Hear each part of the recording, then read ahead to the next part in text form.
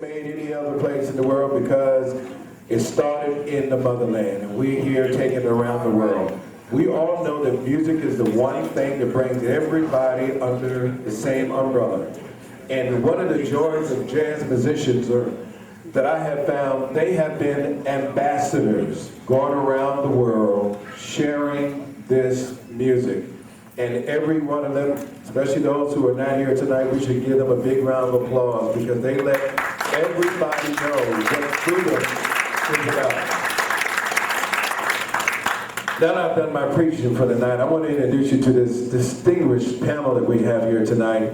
And we have to start with the Godfather.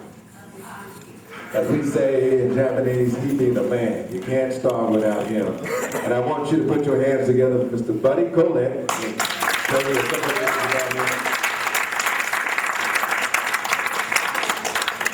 You know, when I moved here, one of the things that I wanted to check out was Central Avenue. And in the years that I've been here, I found that he is a guy who really made a difference. His colleagues, like Charles Mingus, I used to call him Charlie until Buddy straightened me out. Charles Mingus, Chico Hamilton, all those players, and some of the people who really made a difference. The very first jazz record I bought in Okinawa at the PX over there was Eric Dolphy. And I can look to Buddy Collette for leading me down the path. It took me years to kind of catch up with it, but I'm there. Some of the folks that his students, James Newton, Frank Morton, Sonny Chris, Charles Lloyd, and that's just a scratch. There's so many more. And his commitment to the music and making sure that we move on, you know, in terms of being one of the artists on television, in the studio, what have you. He said, I don't want to be the only one. He got into politics, and he pioneered and made sure that we all had one union, we all got involved, and so we owe him a huge debt. That's why I like to call Buddy Collette the Godfather.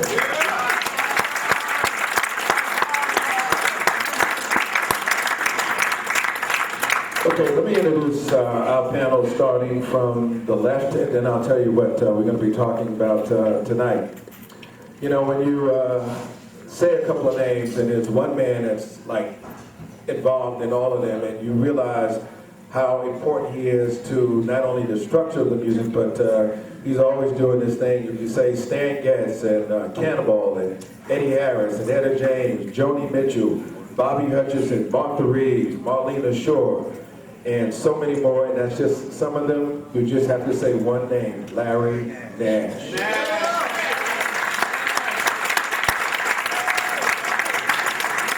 He has his own group, and they're going to be celebrating their 40th or 45th? 45 anniversary of the Jazz Symphonics, and the man is just doing his due. You're going to be at Spazio? Spazio on the 28th. 8 o'clock. Did you get that? Yes. I'm going to let him say it again. Spazio's, April 28th at 8 o'clock. We want to see your face in the place. All right. Larry Nash, let's give him a big round of applause. You know, I've had the pleasure of working with this guy in so many different places, and many of you know that I'm really involved in a lot of productions. And one of the first things I had to do after I finally got into it is I had a chance to book this young man and a young lady, two of my personal heroes in the music, Ndugu Chancellor and Patrice Rushen. One of my very first jazz festivals. It was a pleasure to work with him. But of course, I'm under his fold, because when you think about the percussionist, here's the man who is the absolute heartbeat. No matter what it is, he is the heartbeat. He will drive a Mack truck without gas. Ask Herbie Hancock. Just remember Miles Davis and don't ask him, okay? But he's the guy that will do it. And in listening to his music and watching him over the years, I began to understand how important the drummer is to any group. Ndugu Chancellor.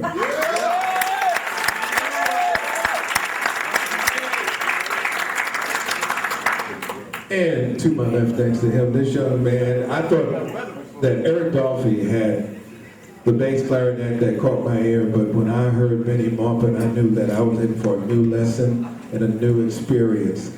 And he gave that in so many different ways. And you talked about a guy who gives a lot in the performance, who understands the structure at the moment, the melody of the music. And then on top of that, he creates constantly on that, and he pushes everybody else to a certain stage. And when you hear him, you go like, I can make a comparison because there's only one Benny Maupin.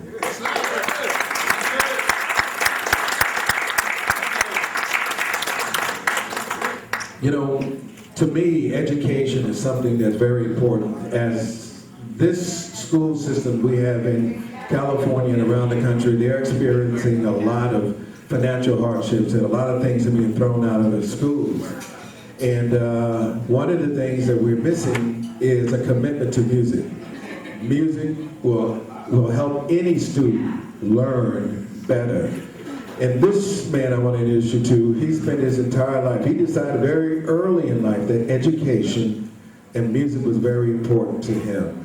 And he wanted to make that his life stand. And he put his life on track and said, this is what I'm going to do, this is who I am. His legion of students who have experienced his presence and his commitment to education and music, they have moved on to do bigger and better things because the spirit he brought to the classroom, the spirit he brought to them, because he was a person that you could walk up to as a student and say, you know, I need so-and-so. He never saw a way for you not to accomplish your goal. In his life, 20 years plus in the Pomona United School District, he put together a group called the Ascots, and then when I first heard about him, I was like, now that's pretty cool. Mexican Americans, other minorities, of course blacks all together, and it landed him on make that Tommy Brown show, TV show, Take Back Your Mind.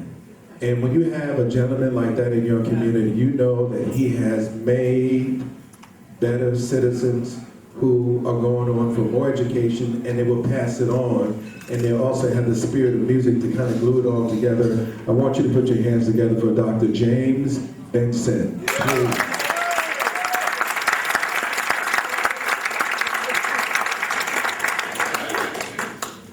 You know, it's nice to see what I call the folks who are really concerned and interested and involved in our music and jazz and what it means not only to our country but to the world.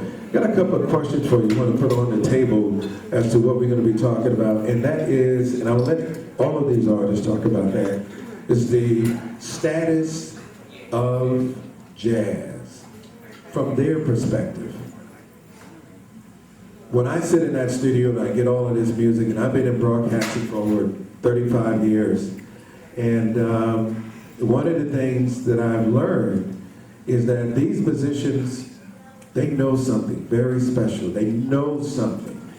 And when you sit down and you look at jazz, I said in Denver one time on the radio, and I was talking to Larry about this a moment ago, that my minister called and had a long conversation with me. I told him, I said on the air, and this is something off the top of my head, that, you know, jazz is like Jesus. He had to leave home for the world to discover him. Jazz has left here for the world to discover it, and here in America, it's still, we're trying to figure it out. And the status of jazz, we should ask about that. We should know about that because it's getting the back seat. Who is going to make a difference? And we'll address that a bit later on. So my first guest, Larry Nash, I want to ask you that question from your perspective. What is the status of jazz? First of all, I'd like to say, I want to say thank you to Mr. Buddy Collette and for allowing me to work with him in different capacities. And we did a video down in San Diego, and it was documented in the video. And I just want to thank you for letting me be a part of what you have done in your life. Thank you, Buddy.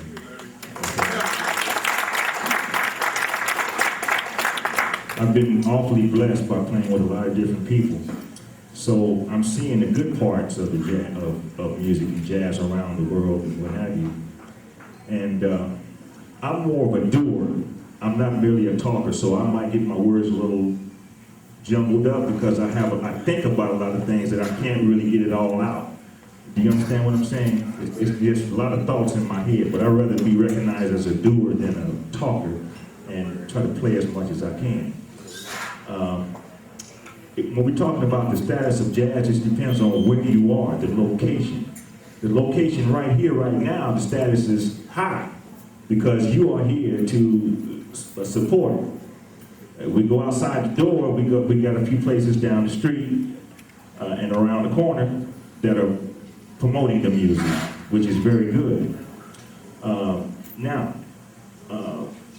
when I go across the seas, I go to Japan. I came playing for Marlena Shaw last year. We walk into the theater, which is a Blue Note theater, and the place is just impeccable. The piano, 9-foot grand piano, all the notes are there. It's in tune. Not a scratch on the piano. Is that an American experience? Pardon? Was that an American experience? No, I'm talking Japan. Totally, anywhere you go in Japan, anywhere, they're gonna say, here's your stage right here. You got show lights everywhere, just like you in the Kodak Theater. I'm serious. That's the way it is. If the piano goes out of tune that night, you tell them, look, a couple of these notes are out of tune. It's gonna be tuned tomorrow. I've never seen that here in America. I don't see that. Give you an example. I did a video with Teddy Edwards. It's a place in Glendale. 9-foot grand piano. It's only 4 made in the world. I walk in there, they want to videotape. They got 3 cameras set up around there. I walk in there and there's 3 strings sticking up out of the piano like this. Okay, the piano's out of tune. They want me to play that on a video. No way I'm gonna play that piano like that and promote jazz in that fashion. I'm not playing that piano until you get it fixed. Okay?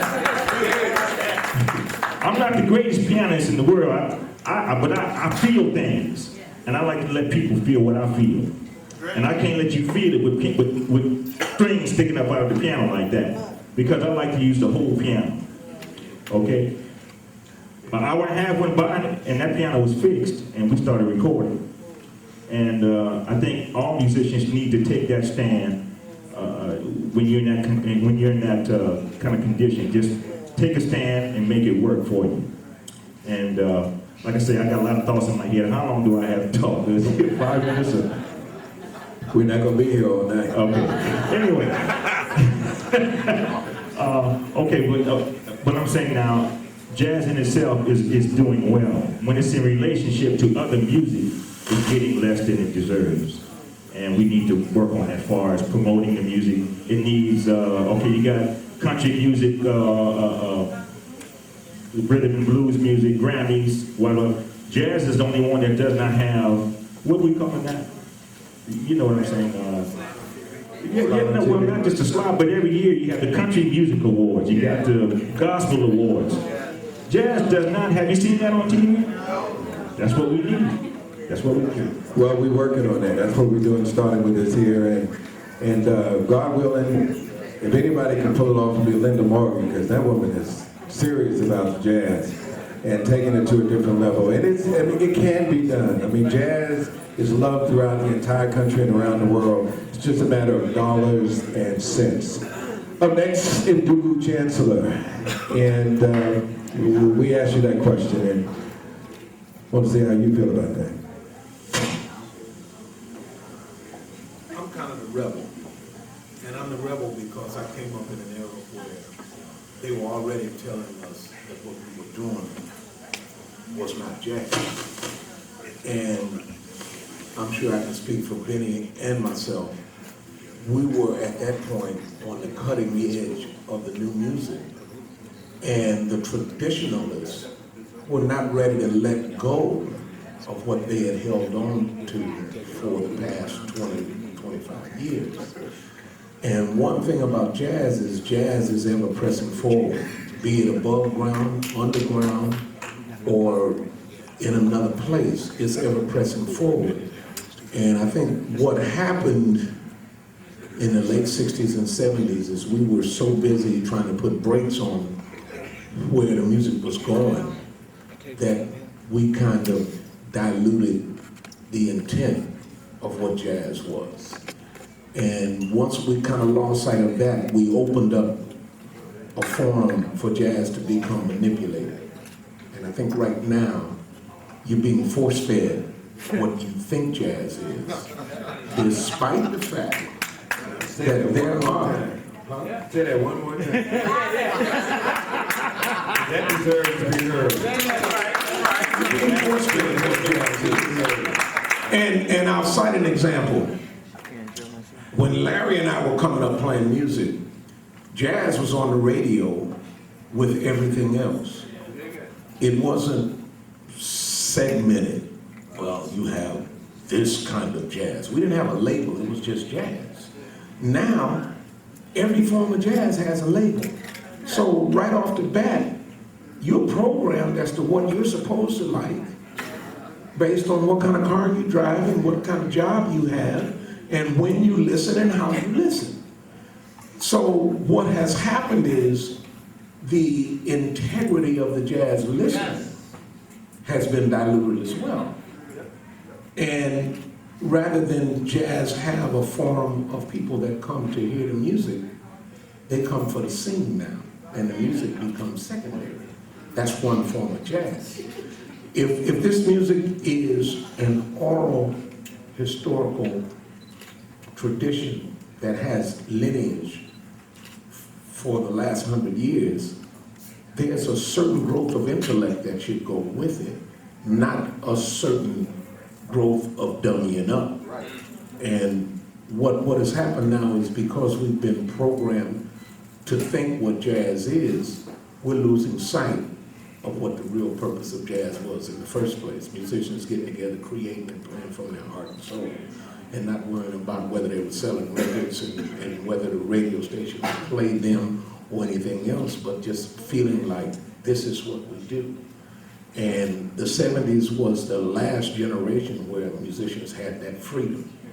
So now where jazz is we're trying to recapture the essence of what playing music was all about for the great jazz musician.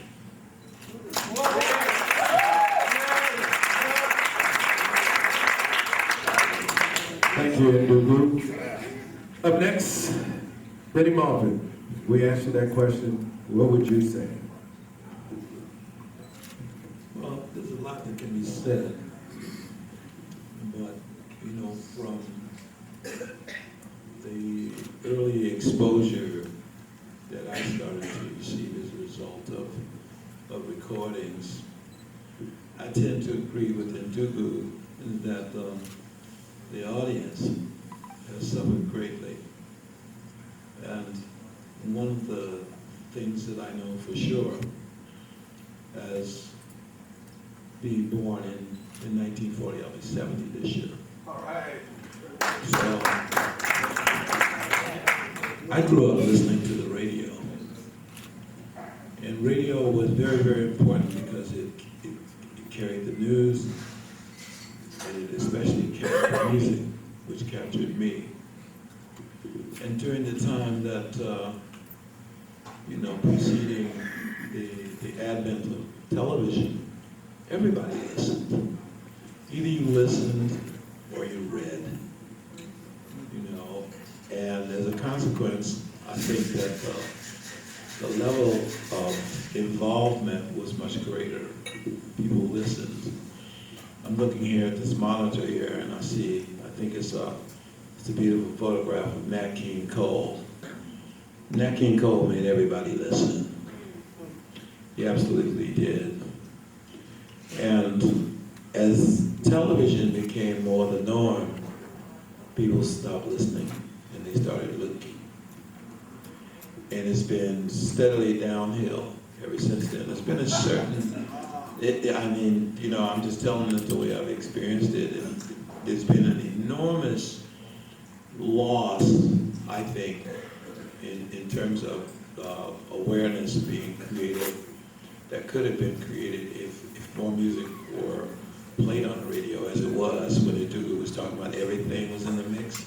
Everything was in the mix. And during the 70s, it was all happening at one time, which made it so great. A lot of young guys that I meet sometimes when I get to speak at different places, they want to know what made the 70s so great. One of the things that made the 70s great in terms of jazz is the one-on-one collaborating that we did with each other. That's what makes it happen. A language cannot develop if people don't venture into talking about their perspectives on it. So in the 70s, we didn't have the internet, we didn't have cell phones, but we did have that great gift that all human beings have. It's just innate power and a wisdom to comprehend things that are inexplicable. You can't explain it. And more, Madison Avenue found ways to dilute, distort, and eventually, completely, sanitize the music to the extent that those people who are not about my age, they don't know anything about the music in most cases. I meet kids now, and they're fascinated by what happened in the 70s.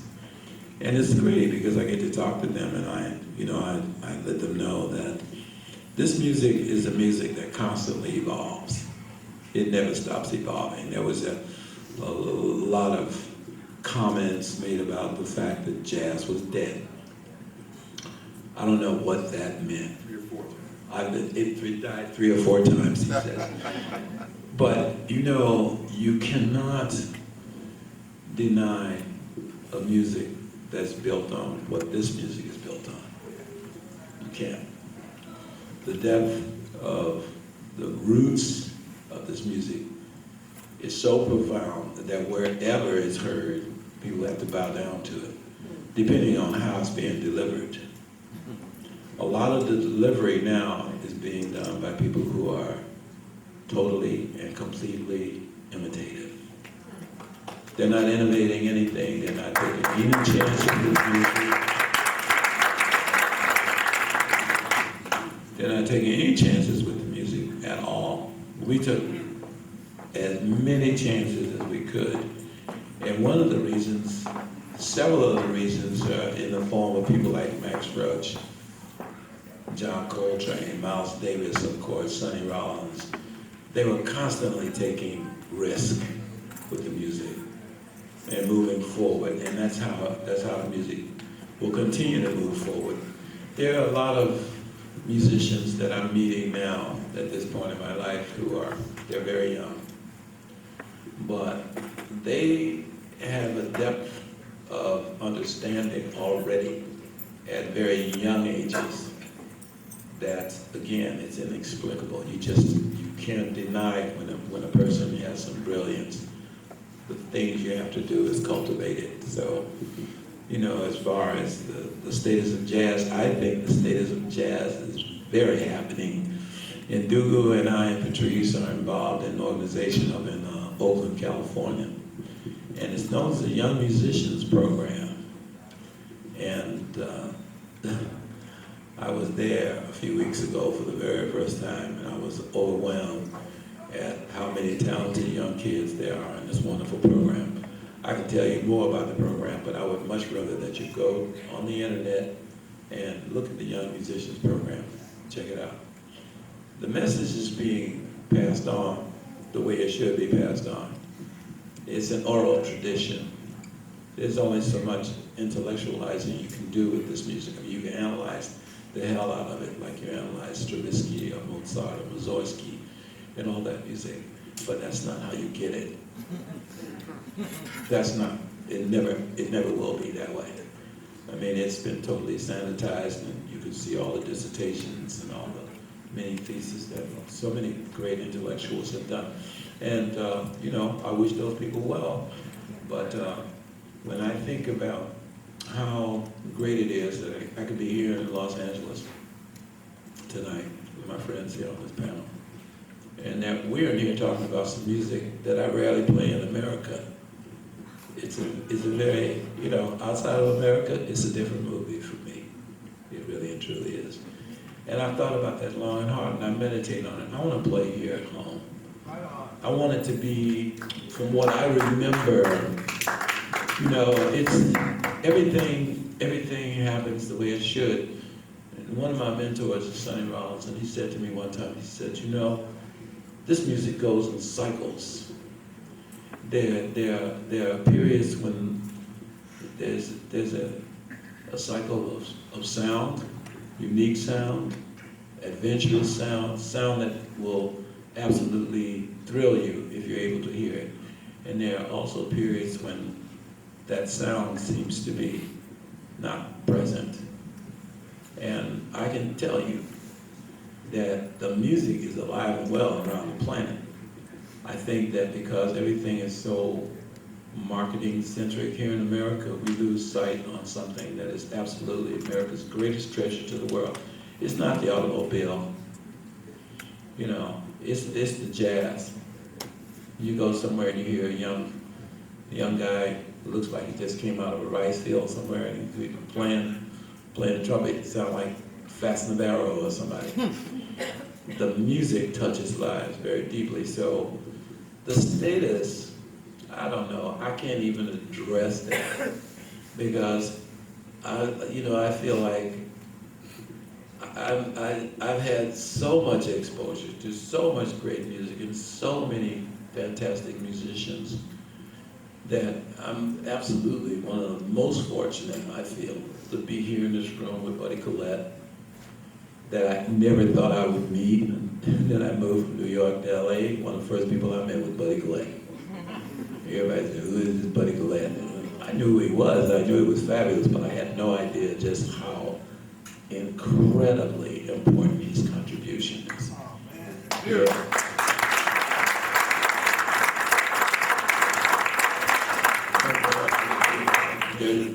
There's some people who have paved the way, and there are some people who have paved the way. Buddy is one of those. He's one of the people who just stood up in the face of all of it, smiled right on through it, played his ass off, looked great all the time, was always sharp and always on time. I've gotten to know a lot about this Buddy Collette character. More than the music is the integrity and the character of the people who create it. The music can't reflect something that's not genuinely about you. You can imitate all you want, but when we think about Bud Powell and Monk and all the great ones, the thing that made them so great was the fact that they didn't sound like each other. Yeah, that's right. But they loved each other. Yes. They cared about each other. I mean, this music is based on something that's so profoundly deep. I think we could probably talk our asses off about this for a very long time. And it wouldn't do anything but confuse you, but I will say this in closing, that wherever the music is being played, if you find out about it, and you should make it a point to go find out about it, please go and support it. Because what's really made it last as long as it has is the fact that people have supported it somewhere. Even if you don't know who's playing, people always ask me, who's playing? Who gives a damn who's playing? If some guys are trying to get it together, go check them out. The days that I came up there, and it was a different day. I mean, you could get a gig with Art Blakey or Miles or Horace Silver. I had an opportunity to do all of that. Those things don't exist anymore.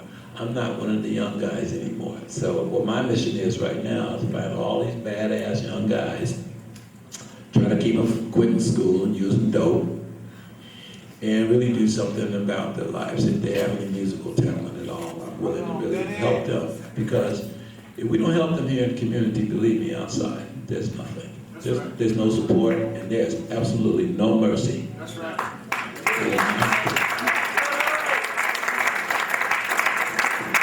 So as an art form, it will continue to evolve. And there will be faces who will appear, and there will be other faces who will disappear. And there will be some who will be famous, and there will be others who will be absolutely brilliant on the mark. Always try to find out where it is, and just support. Just go there and encourage you. We need you. We can't do it. So I think, You know, the status is great. We have our challenges on every level in this society. And if there was ever a time when people needed to hear good music, I think this is it. Thank you. Thank you very much. All nature is but art unknown to thee, all chances and directions we cannot see, all harmony and discord is misunderstood, and all basic evil is universal good. But in spite of pride, there's only one truth that's clear, and that's whatever it is right. The condition of jazz, the same condition of black people in America. We in trouble, the music's in trouble. Yeah, go ahead. There's no way you can make something out of nothing, and you can't lie about jazz because it's basically about being honest, whatever that is. Whoever's playing the game and whatever's going down. Working with children all my life has given me the ability to be able to get beyond. I mean, when I first came here, I was teaching at Lincoln High School. It was all Mexicans. I didn't know any different. I remember the first day I walked in, dude's name was Jay Yeshua. I said, Jesus? I was from Alabama. I didn't know. It was a Jesus. The games people play. And that's what America does. They change titles, they change. I remember one time I was with Wayne Henderson, we made a record, and it was called, I wrote it was called Yes, Lord. And it was the time of psychedelic, and everybody was getting high with all this mushrooms, and this girl inside, whoever's girlfriend she was, said, orbital velocity. It sounds like orbital velocity. So Yes, Lord became orbital velocity. It really did, and that's true. The condition of my people is going to improve when we understand that the music can't be killed, it can't be died, and the reason it's in the condition it's in is because they can't control it. It's going to always be there, because it's in their heart. I remember in '72, I went to Africa looking for, well, what's this thing we do in Africa? And I'm just studying music, and I said, well, I went over and I kept listening, and the music sounded just like the music in the islands. And I came back to New York, and I said, I had to take a leave of absence. I couldn't come home because I went all the way up to Africa and didn't find no jazz. And then it hit me. It's an American phenomenon. It's an American, Afro-American phenomenon. And it's only when you make a contribution to the music is it jazz. That's why everybody sounded different when we were young. I could tell Dexter from, and nobody sounded like, now. Seems like they take the solos of the brothers that have written the music, John Coltrane, and they teach them the solos so they can play. They be playing, but we talk about feeling. That's what the music is about. That's right. So I'd like to stop by just saying that forgive us. We've come a long way from slavery just a few years ago to where we are now, where we at least understand that we are being manipulated. But they can't steal the music. They cannot steal the music. They cannot steal the music.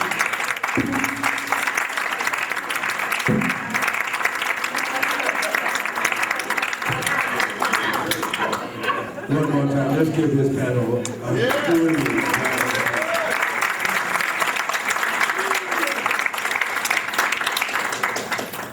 You know, to paraphrase Benny Maupin, he said, the music is good. It really is. Because it's free, it's not gonna go away, no matter what happens, it's always gonna be there. When they give it a name like smooth jazz and the rest of this good stuff, all they're doing is trying to take away the name of the music that we created. It's just that simple. When you think about the music as we look at it, now I go back to when Grover Washington came out and did his thing with Mr. Magic, and then they said, we gotta go find somebody to make some money from that. When they came out with Boys to Men, we gotta go find somebody to make some money off of that.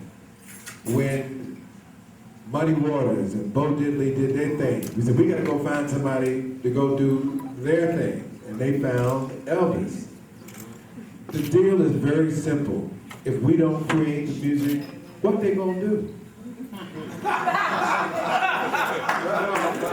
If they copy each other, it's a problem. Okay? Listening to this panel tonight, this question is so very important when you really stop and think about it. From their perspective, the creators of the music, it is a moving art. Every person in here has been in an event and you heard something. It touched your heart, your mind, your soul. You remember that moment. It's like a snapshot in your life. It's called jazz. It's a moving art. And as it was said, you can't copy it. You can't dissect it. It's created at that moment and it's there. That's what life is all about. Jazz. When people hear me on the radio, I'm having fun. It's fun. It feels good all under. Because when I hear this music that inspires me, you gotta live your life. The question is, and I'm, right now, whose responsibility is it to keep this music alive? Is it Ndugu's? Is it yours? Is it your kids? You know, we all grew up listening to, well, some of us, and I'm of that age, and some of the panel here, when I grew up in Harlem, I heard everything. I never heard jazz. Somebody had to explain to me what country music is, and I was living in Denver at the time.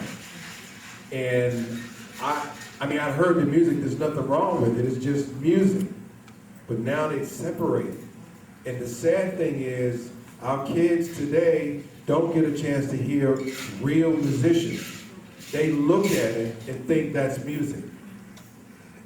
They watch, you know, it's not even YouTube, it's, you know, it's that video that they have out there. And the music is not real. You don't get to see a bass clarinet. You don't get to hear a grand piano. There's nothing like it. And we have an opportunity and a challenge. What are we going to do? And from you guys' perspective, you know, what's the challenge? Whose responsibility is that? Now, before we get to that, part of this evening is to honor to the folks who have made their lives and our lives richer because of music. We've already introduced Buddy Collette, and you know, just we can't give him enough round of applause and love because his life is really what the music is all about. He stood for something that was very important, and he's still doing it. I mean, that is the man. So look at the round of applause.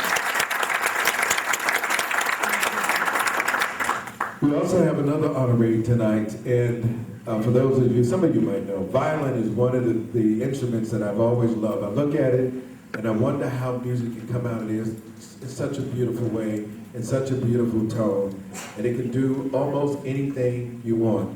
When I had a chance to hear Papa John Creech take that violin and take it down to Delta blues and something else, I realized how fantastic that instrument is. And tonight we want to honor a man who has made his life a part of that. Did some years with Sun Ra and John Coltrane, and his whole life is dedicated to, and it's really a statement about jazz. It's a life of love, healing, inspiration, hope. When you hear jazz, you can hear love. You are inspired by it in so many different ways. Think about those moments when it moved you to a certain level and that snapshot came about. And then there's the hope. No matter how bad it is, it can always get better. You can never give it up because the music is always there. It's called improvising. Isn't that what life is all about? Isn't that what jazz is all about? Isn't that what we did on the ship from Motherland all the way through here? And, you know, like for example, they gave us Christianity, we turned around and gave the world gospel. Okay? And it's all because of that inspiration. They said the folks down in the fields was sounding really good. We really happy about that. We're going to take away the drum. But they didn't take away the spirit. You can take the body from Africa, but you can't take the soul of the man away. As the song goes, they can't take that away from me. Our responsibility is not to give it away. Okay? These two kids over here, that's our legacy. The parents that brought these kids in there, we applaud you. Let's give them a big round of applause. I host a number of blues festivals. When I see the parents bring kids in, I give them, with everybody else, a big round of applause. Because they are there, at least they are exposed to it. That's all we ask. We're going to honor this man with the violin, Mr. Michael White.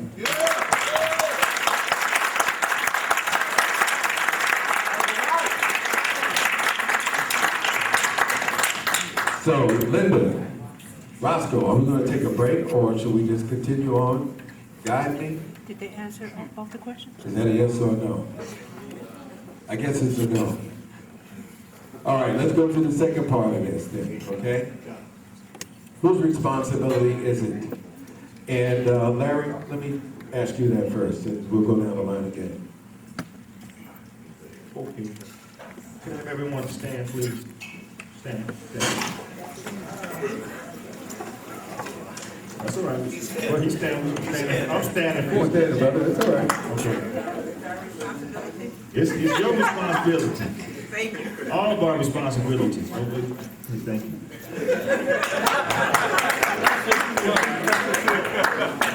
The reason I had you to do that, I want you to feel like you were in jail and we were all behind bars. I don't know if you remember that Martin Luther King story where everybody was in jail, they was in there all tight like this. You remember that scene? We all in here for the same cause. Sardines up in that jail. But what happened when we got the civil rights, what happened? I got mine, now you go get yours. Huh? Am I right? Let me hear something. I got mine, now you go get yours. We need to stick together and go out here for the same cause and do that and do what we're talking about right now. That's what we need to do. Now, as far as who is responsible, my responsibility, I was so fed up, I went and started my own jazz festival. The annual St. Andrews Jazz Festival at St. Andrews Recreation Park. I couldn't work nowhere else, but I'm gonna work right here. And I worked at that park 14 years, and I went in there to teach music to the after-school kids. And then they put me on the computers to teach computer science, basic computer science. But all the time I'm teaching music. I taught over 500 kids while I was there. Some of them played the jazz festival with me. On the same piano, we played a little trio. Gave them some exposure to know what it feels like to be on stage, to look out at the people and people appreciate what you're doing. It took me 7 years to get that festival in there because I couldn't get the right people who had the right mind to let me do that. But now, it's, well, let me go bit by bit. The first year, we had a little small stage, no bigger than this little area right here, about 2 feet high off the ground. We had 2 or 3 microphones, 1 speaker, 1 tall speaker, facing out. We had Spanky Wilson, Al Williams.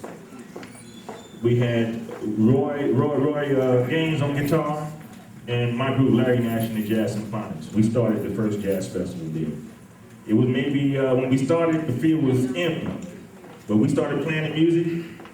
The people from the neighborhoods heard the music and came out. Now, St. Andrews Recreation Park at the time was infested with gangs.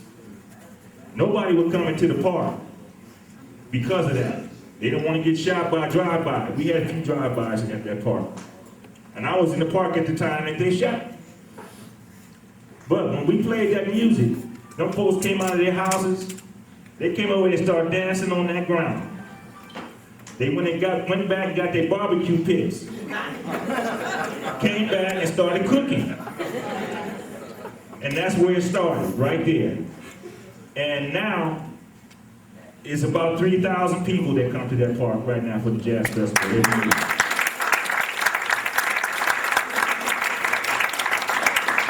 And I have to say, we really got on the map when I hired Patrice and Ndugu to come out.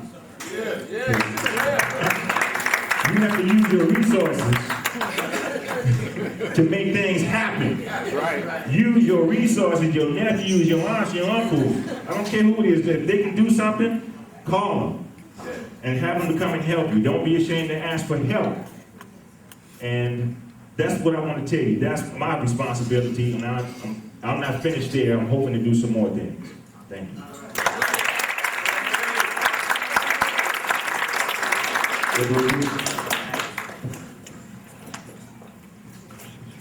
In life, everyone has a role that they play. And no one has to step outside of their role to make a contribution in life. But you first must know what your role is to make your contribution. Now, right now, there are a select few of us in this room that are here for a cause, that when we leave this room, it's a hard sell. It would be easier to sell a $125 pair of tennis shoes during a recession than it would be to convince anyone of the validity of something that should be ours. And when I say should be, we all have a responsibility to perpetuate this legacy. But we're so caught up in everything else that's going on, we're letting the legacy slip by. You know, Benny made a point, and I'm gonna zero in on this point a little bit. When I started playing music, my plan was not to be a teacher. My plan was to teach through playing this music. My plan was to be a traveling preacher of the music. However, because parenting has gotten so lax, and they have allowed the standard of teaching and the standard of what is being taught to dwindle to almost nothing, that art in every form is not mentioned in the educational curriculum in the place where this art gave a country its greatness.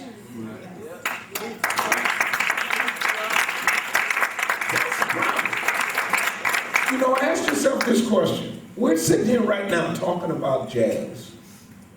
Where can young people hear it, see it, or learn to play it? Because half the time, go back to the slavery days when the slave was learning to read. That's the kind of commitment you have to even get access to this music nowadays. Because what they're feeding you is not the real deal. But they're mass manufacturing something, and they've put a new label on it and everything to make you think it's cool and it's good. So now, as jazz fans, we need to expose whomever. As educators, we need to educate. As historians, we need to connect back with the lineage. And I cannot tell you how this chain of lineage has been broken. I walk on the campus of USC every week, and half the kids I'm teaching have no idea the contributions I've made to the music. And these are kids with access to the world. You look now and kids have the internet, they have YouTube, they have everything, but they don't have the basic heart, will to be exposed to the music from its grassroots ground level, because that's not the way people teach now. Everyone teaches now by saying, Google it, look it up. And I tell all my kids, I said, you know what? History for all of you only goes back 20 years. Well, let me share something with you young people. It wasn't 50 years ago that we were segregated. That had an effect on the music. Because that bred what came out of the music.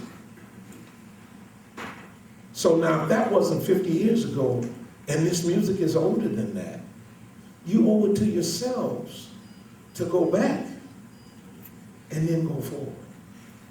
You know, once a year, in the shortest month of the year, they talk about Black history. But rarely do they really get into the music after a certain point. And the other part of this piece is we got to stop depending on everybody else to do this job for us. Ken Burns ain't gonna do this job for us. You know, we are responsible, and that responsibility goes not only from playing, it goes into ownership, it goes into presentation. I'm gonna be honest with you, I'm tired of paying $50, $60, $70 to go to a concert. The guy on stage has blue jeans with a hole in them and a white shirt. I didn't grow up like that. And I don't think the music warrants that kind of presentation. That's just me. But where did I learn that from? I learned that from Miles and Duke Ellington and Cab Calloway and Art Blake and all them guys. That was clean as a pen when you stepped on stage. Being a jazz musician was an honor. We're not wearing that honor right now, wearing holy jeans and not tucking our shirts in. Why? Because we can't even go to church looking like that. And if the music came out of the churches and we can't take it back to the church, we're still not holding up our end of the commitment to the music and all the blood, sweat, and toil that has gone into this music becoming the music that it has become. So the responsibility is on the complete society. Mothers, fathers, parents, teachers, friends, everyone has a responsibility to this music. Otherwise, it dies. And when it dies, so does a culture, an intellect, and an art form.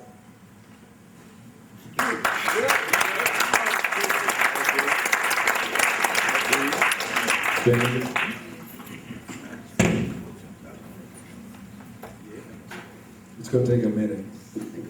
Oh, there it is. There you go. Wow, dude. I'm ready to join your church. Can I be the minister? Actually, I joined the church a long time ago. I really did. I just love this guy. He and I have so much history together.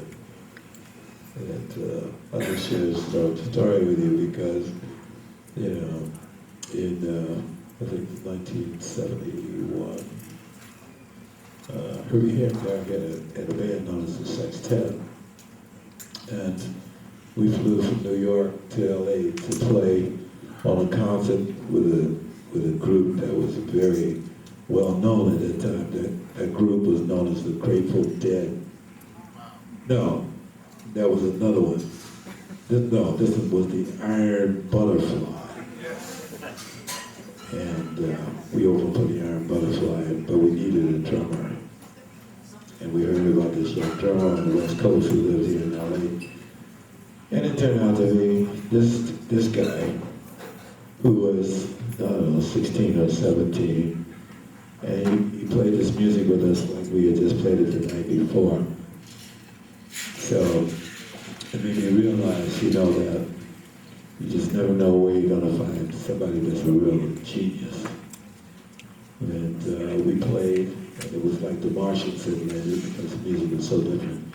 Everybody wanted Indiana Butterfly, but that established my deep friendship and my love for Ndugu Chancellor, who was really fantastic. But in terms of getting, focused on the question, whose responsibility it is,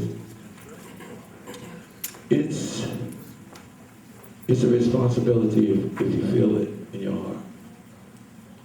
And from the things that I've experienced just in my own life, and then reading about jazz people who are definitely a huge part of the Harlem Renaissance, they love the music. So their love and appreciation for it automatically enable them to be totally, completely responsible.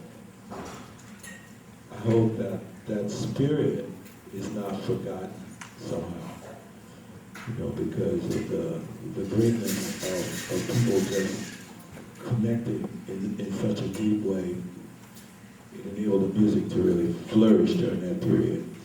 And the music definitely is going to flourish again. We're in the 21st century, so the music that's getting ready to emerge, I really feel it's going to be some great music.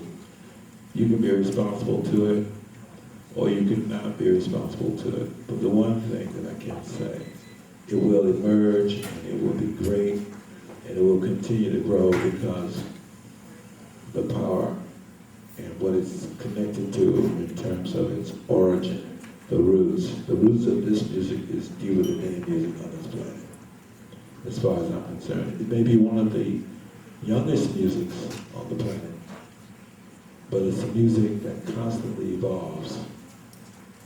And as Charlie Parker said, if you don't experience it, it can't come through you. It just can't. And that's really what it ultimately amounts to. So, I've enjoyed being here with you tonight just to share some of my own heartfelt experiences and to have an opportunity to talk about the music. We can talk about it, but I know I'm getting a little anxious myself to actually hear some music because that's where the joy is for me. It's really in the listening. There's some great musicians in this room and they're going to play pretty soon. And because I get up so early in the morning, I want to get some of that before I go back on the freeway. So I just want to say again, thank you very much. Please do your best to support the music. Keep the spirit alive, share with everybody, especially those people who are absolutely square. Don't let them avoid knowing about something that is so culturally profound. There's no music on the planet that was created as a result of the circumstances that created this music. And I think that because of that, people everywhere, once they hear it, it's something about it, it's so mystical, you just draw to it. Especially when it comes through the hands and the musicianship of musicians who come from the tradition. I come from the tradition of honkers and squeakers, Bubbles Jackson and, Illinois Jack Cat, all those guys. Those are the guys that turned me on. And then later, of course, I got to hear Charlie Parker and Sonny Robinson, all the great ones. But, things have a way of kind of clarifying themselves as you get a little bit older. You realize the greatness of what you got exposed to. And we come from such a great tradition. We have to keep it alive. It's not going to happen in the public school system, especially here in LA. But it can happen at home. So when the kids come over to your house, make sure you got something for them to listen to. They're going to hear Beyonce and Jay-Z. Don't worry about that. But when you sit down with them and say, hey, I want you to hear this, and you play some Art Tatum or some Oscar Peterson, go on back in there and play some Sid Catlett so they can hear the drums, play some Max, and then play some Elvin. Just expose them to everything. Because I know the only reason I'm a musician is because of the segregation that existed in Detroit, Michigan during the time that I was a kid. The black entertainers, they could only appear in one theater. It was called the Paradise. And it was like the Apollo in New York or the Wrigley Theater in Chicago. And that was where all the black entertainers came. And once a week they changed the show. And my mother, once a week, used to take me to hear those shows. In this life, I don't have a recollection of anything beyond hearing music. It's what made me realize that I was alive. And that was because of my mother. So, your mothers, and your grandmothers, and your fathers, and your grandfathers out there, expose the children to this great art form so that they know what it is. They will not find out about it in schools. And Ndugu clarified it so clearly. He said it's been completely eliminated from the curriculums. They don't talk about it. They don't teach art, music in the schools anymore. That's expendable. So we have to keep this music specifically alive. I mean, now there's a new conductor for the LA Philharmonic. We're going to hear about that music forever, which is great. But you know, it's our responsibility, if we care at all for what the great ones have left us as a legacy. It's everybody's responsibility. That's right. To make it happen. Thank you. Thank you. Dr. Nixon? Just a little history. Traditionally, European musicians, composers that were great, had rich people paying them not to have to work, but do nothing but compose. The thing that's misunderstood is that classical music, which is considered the greatest music, was once just popular music, like any other music at that particular time. How do you get, in a capitalist society, rich black men and women to take in a few musicians and allow them to play jazz? That seems impossible, because you can't define what you're doing. So the music seems to me to have to still come from those. Again, it's a minority art. A lot of people just not going to dig it because they don't want to.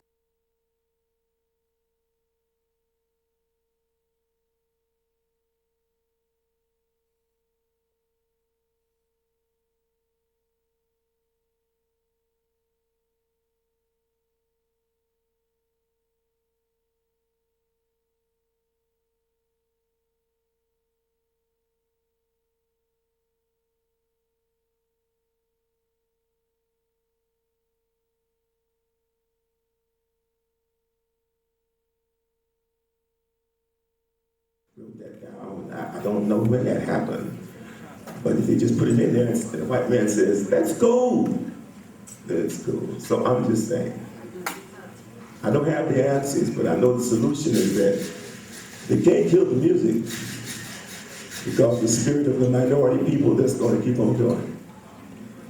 So it is all of our responsibility just to make sure that they listen to somebody. Because I remember when I was a kid, they were talking about, it's the devil's music. Well, devil lie. No devil's music. It's God's music. So I want to say, I met Ndugu when he was 16 years of age, and he was with a friend of mine down Stewart. He was in the band, him and Patrice. And all these years we've not only been friends, but I'm doing way out there in the country, and he's here in the city. And I asked him a little while ago, I said, hey man, are you playing? He said, yeah, out of town. Ain't nothing happening in town. So I say all this to say, when I think about the conditions now, I think about my president and the way they treat him. And that's just because he's black. It got nothing to do with what he's done, because, you know, we didn't get it. The only reason we got in because it was messed up. That's because he's great. And because he's great. That's right. So the invaluable part of what I'm trying to say, which I hope you hear me, is that hang in there, do the best you can, And that, remember, success is doing the best you can with what you have to do with. You don't have to be rich. Just do the best you can with what you have to do with.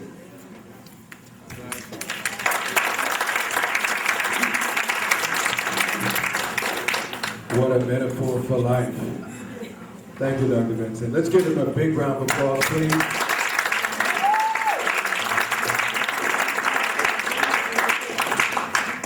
So when you're taking your kids to school in the morning, disconnect the iPod, let them listen to some real jazz. They'll survive.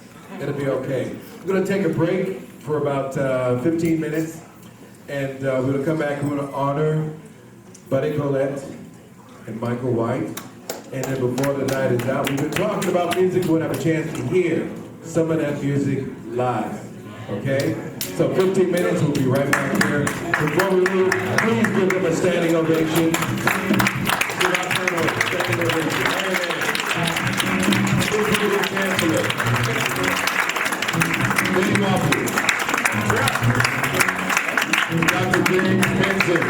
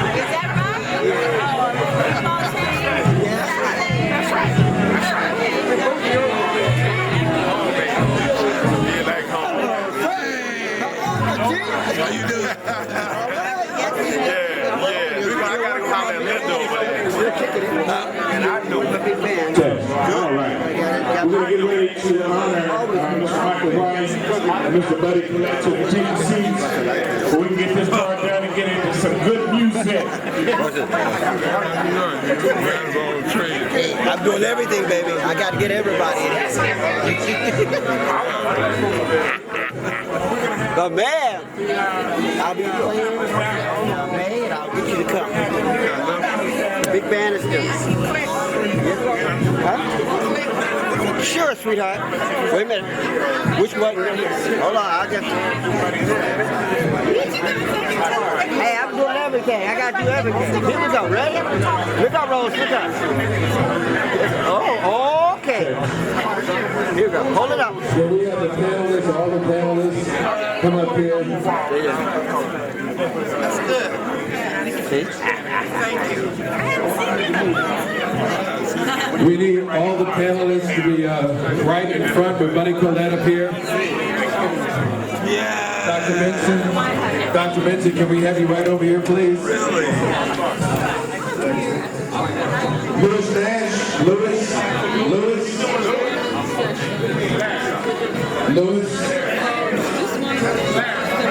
I'm sorry, Larry, we need you over here, I'm sorry. Right over here. And Google, you're right here.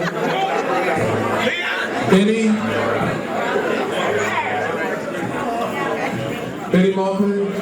Oh, smack me. You need some serious glasses. We got everybody over here, right? Doesn't get any better. We have to honor all. Oh, I've been saying that. Does he know about the piano?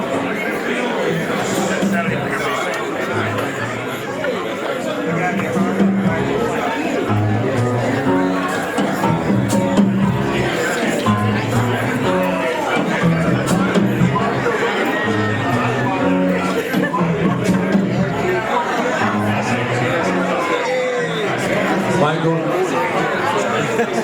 Yeah. Oh, Do we have everybody over here yet? at the golf course. You on that too? Yeah, I know what they got you for, yeah. Yeah, I know when they got to the gig. So I'll see you in the morning. We'll be working in the morning. Okay, we're on here.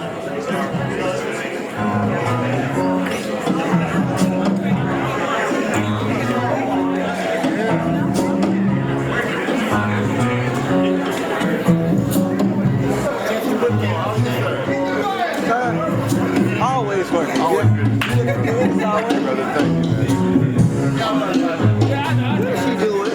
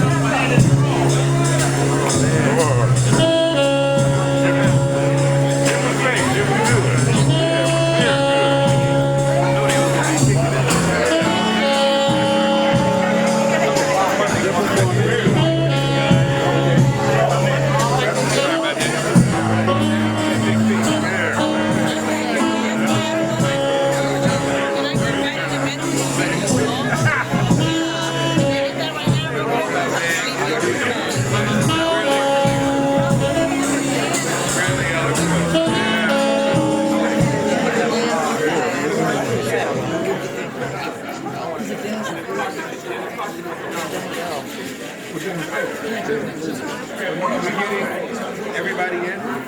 You need to be in here. You need to be in here.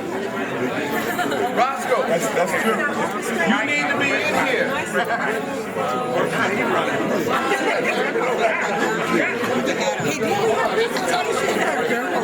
So can I go right now?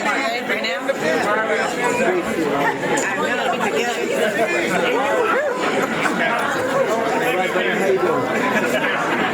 Working really hard. Got several new shows coming out in Europe. I just got back from Seattle, so I'll be at the Cicada May 9th with my big band. May 9th, I'm performing with my big band at the Cicada Club.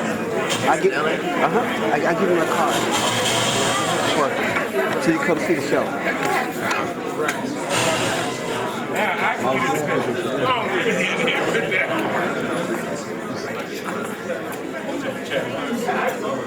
That's right.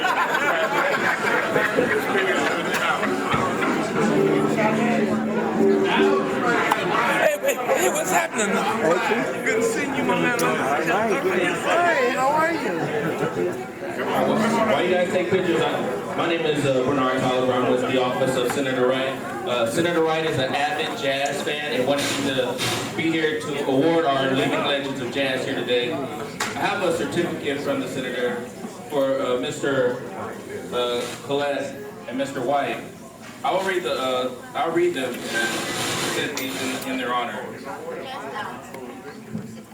Whereas William Buddy Collette was born on August the 6th, 1921 in Watts, California. At the age of 12, Buddy formed his first jazz ensemble, and included in the ensemble was a talented teenager named Charles Mingus. Excuse me.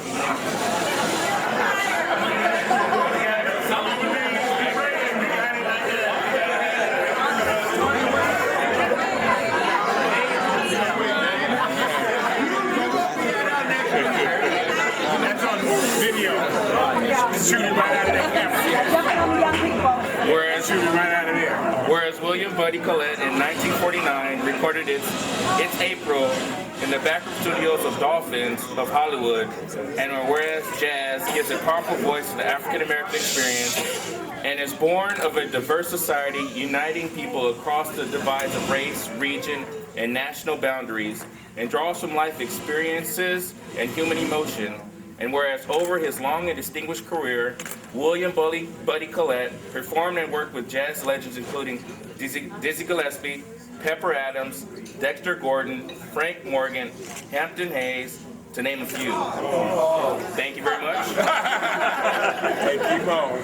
And whereas William Buddy Collette was the first African American to perform in a television studio band, appearing on Groucho Marx's television show, You Bet Your Life. And whereas Buddy Collette helped keep bebop alive in the city's historic Central Avenue neighborhood, Buddy also played an important role with the development of cool jazz movement. And whereas William Buddy Collette's artistic and social activism led a grassroots campaign to desegregate the Los Angeles Musicians Union, now therefore be it resolved by Senator Roderick D. Wright on the 22nd day of April 2010 that William Buddy Collette be commended for his remarkable talent and dedication to the art of jazz, and extends sincere best wishes for continued success in the future. Signed, Senator Roderick D. Wright, member of the 25th Senate District, California State Legislature.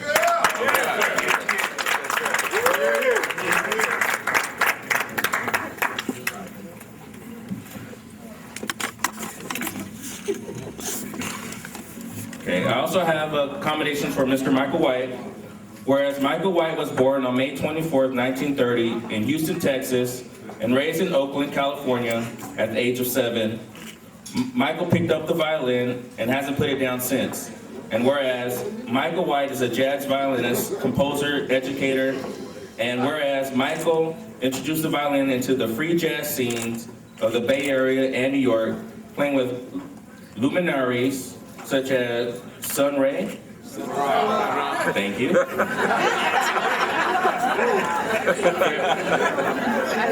Pharoah Sanders. And whereas jazz gives a powerful voice to the African American experience and is born of a diverse society uniting people across the divides of race, region, and national boundaries, and draws from life experience and human emotion. And whereas over his long and distinguished career, Michael White performed and worked with many jazz legends such as John Coltrane, Sun Ra, Pharoah Sanders, John Handy, Joe Henderson, McCoy Tyner, Stevie Wonder, Sonny Simmons, and many others. And whereas Michael White's CD Voices Mechanical Man in Song Jazz category was a 2007 winner of the 6th Annual Independent Music Awards, and whereas Michael White's voice and violin has profound effect on its listeners and around the world. Now therefore be it resolved by Senator Roderick D. Wright on the 22nd day of April 2010 that Michael White be commended for his remarkable talent and dedication to the art of jazz, and extend sincere best wishes for continued success in the future. Signed, Roderick D. Wright, member of the 25th Senate District, California State Legislature. Congratulations. Thank you. Thank you, Kyle.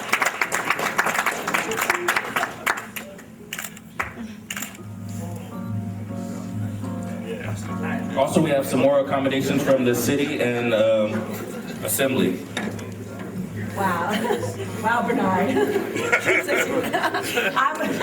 I'm so honored to be able to stand instead for Congresswoman Maxine Waters, who you know is a jazz enthusiast, and Assemblyman Mike Davis, my dear friend, who is the chair of the State of California Entertainment Commission. They are both in session, and I'm kind of glad because that means I get to do it.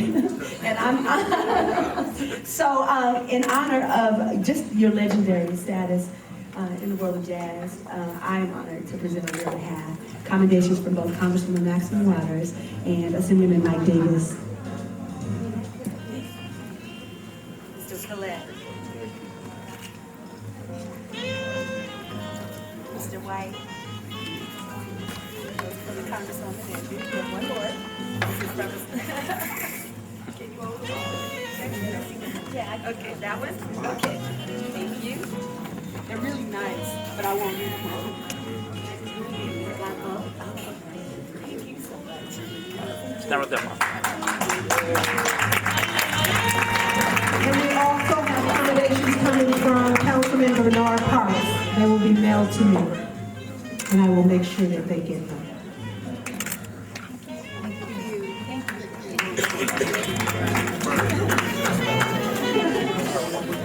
Okay, we're getting ready to take a break, but I wanted to. Chester, can I get I want everybody to give a big round of applause to a young lady, a sister that is dedicated and full of life and full of work in her passion, and that's my partner, Linda Morgan.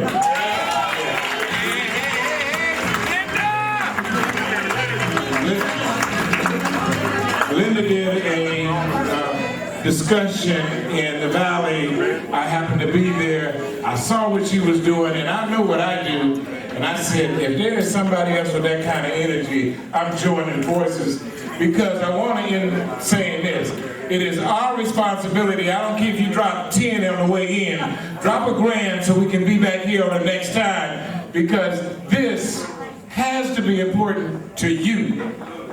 Because I told Linda, she was saying, well, we got this and that. I said, that is not on our shoulders. Our responsibility is to bring it, share it, and be sure that you understand that we are all responsible, and we have to do this every month, and we need your help.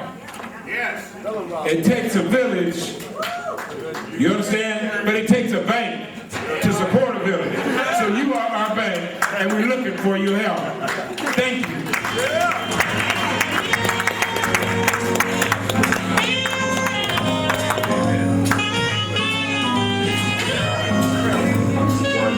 We all ready up here, Brother DJ? We ready.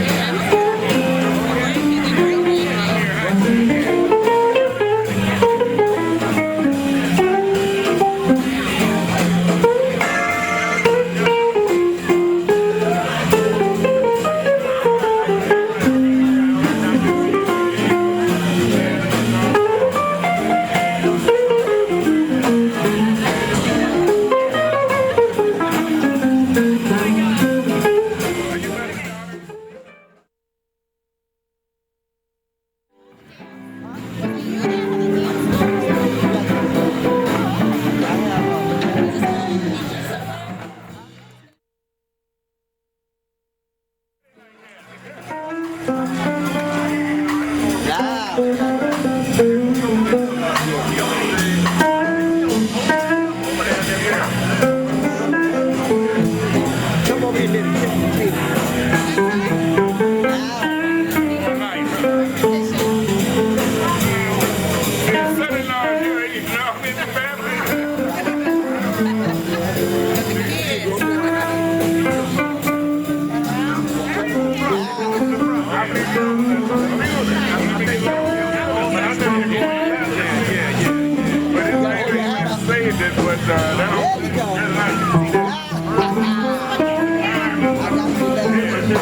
I didn't want to show all my hair, you know. I want to picture you and your granddad.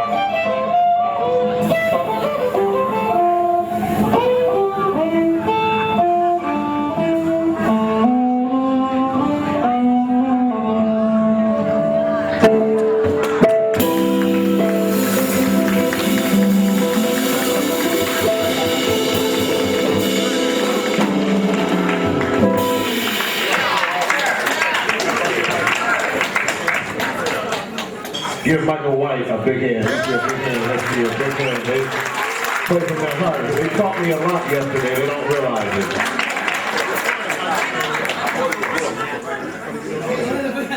Now this is a jam session, so I see Brother Art Hillary, who used to play a B3 all the time, is in the house. There's all kind of musicians. You are welcome to join us. Brother Benson, you get your horn out, man. You know, this is not, we don't have that trying to lift kind of thing that they do nowadays, you know. When they're trying to lift, and you gotta go, that's that new stuff. We know who's in the house, so you come up and sing and play and do what you do. You know, you get it down. This is fun. This is family. Give Art Hillary a big hand. Get those horns. Now, all the piano players and keyboard players in this town, all these young boys that are banned, supposedly, if they have not been over Art Hillary's house, they are neglected. You know, what we used to do is go over people's houses, wake them up, and stand around and bug them to death. Get on their last nerve. You know. Hey, you're a good Take the shot.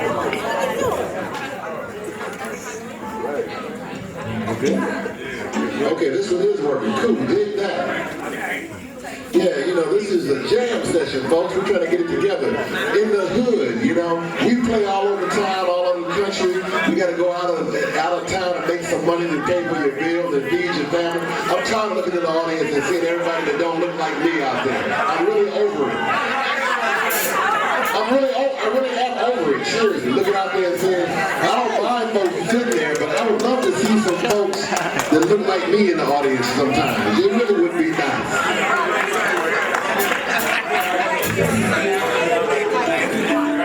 I feel you. Sure do.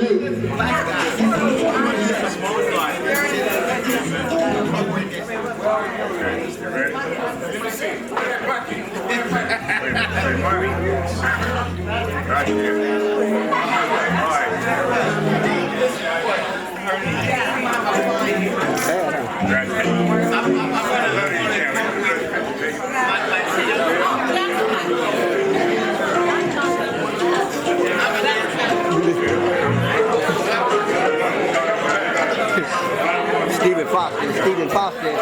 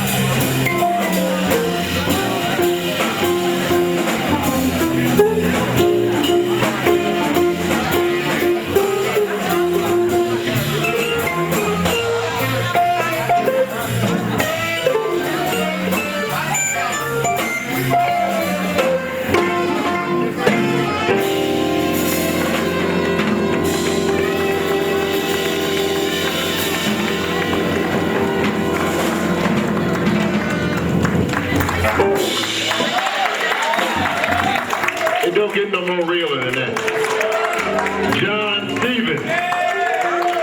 Now, Brother Art Hillary. Art Hillary is legendary. Brother Benson's going to play with us right now, too. Brother Dr. Benson's going to play with Brother Doctor. I like that. That's like I'm in church doing Brother Dr. Benson.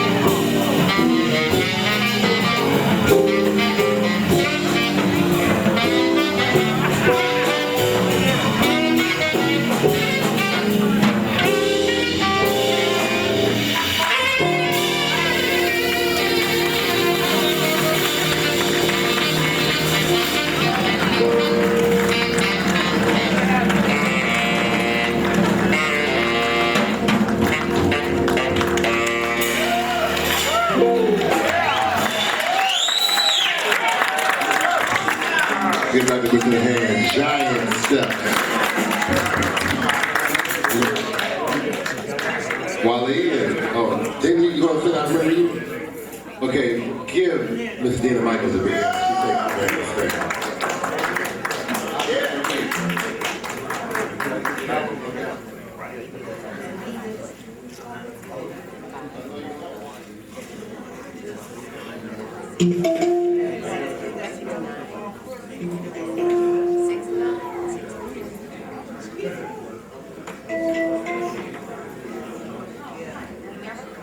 Hello everybody, tonight was my very first night coming to this function and it was extremely informative because I happened to come into the music awareness like right during the time when they were moving away from jazz and more to the other forms of music. But I just happened to be blessed that my parents really respected jazz. And they had those songs and those pieces of music available to me. And so I was able to pick it up. And I remember when Lady Sings the Blues first came out, and I was so absolutely fascinated because I had been listening to Billie Holiday's songs for quite some time. And then to go and see her life on film, it just changed my life. And I remember going home and laying next to my parents' high fives back when they had those long, you know. And I put the LP on, and I went to sleep listening to Billie Holiday, Lady in Satin, one of her actual actually her best pieces of work. And I prayed, I was like, God, tomorrow when I wake up, I want to sing like Billie Holiday. And actually, I have been moving and progressing towards being half as good. And it doesn't hurt to know some wonderful musicians. And so, with the help of these wonderful musicians, I'm going to sing I Remember You.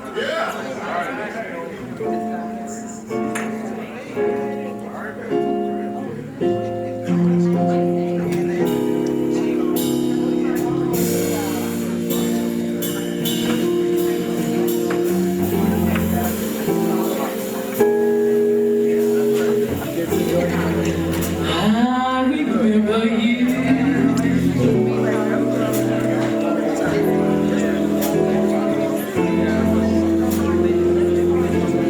Okay, guys, look. Unfortunately, they're gonna have to let me start it my way. I do. Was it in Tahiti? Was it in Tahiti? Or were we on the line? Long, long ago, said I so.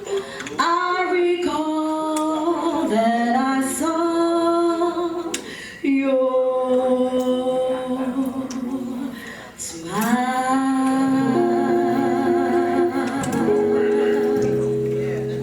I remember you. You're the one who said I love you too. A few kisses ago.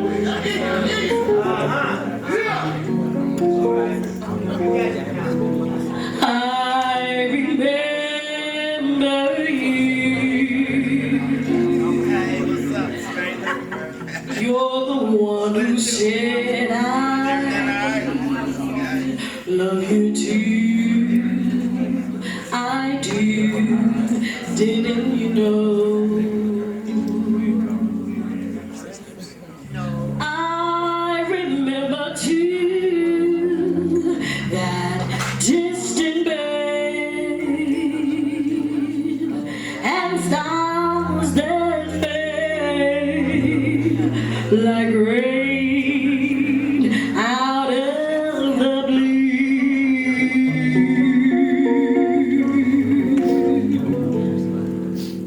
And when my life is through and the angels ask me to recall the thrill of it all, then I shall tell them I remember you.